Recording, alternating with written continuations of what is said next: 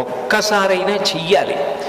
నేనైతే ఏం చెప్తానంటే వ్యక్తిగతంగా సాధ్యమైనంత వరకు సంకటహర చతుర్థి వ్రతాన్ని ప్రతివారు సంవత్సరంలో ఒకసారైనా చేసుకోవడం అలవాటు చేసుకోవాలి.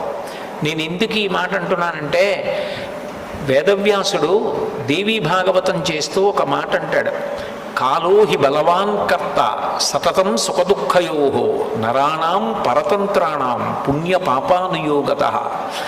భగవంతుడు మనకొక సుఖాన్ని ఇస్తే మన పుణ్యాన్ని అడ్డుపెట్టిస్తాడు, మనకి దుఃఖాన్ని ఇస్తే మనం చేసిన పాపాన్ని అడ్డుపెట్టిస్తాడు. నేను చేసిన పుణ్యమేదో నాకేం తెలుసు, నేను చేసిన పాపమేదో నాకేం తెలుసు, అనుభవంలోకి వచ్చేశాక తెలుస్తుంది. అది అనుభవంలోకి వచ్చేసి సంకటం ఏర్పడిపోయిన తరువాత పరుగులు తీసే కన్నా అటువంటి సంకట స్థితి రాకుండా ముందే సంకటహర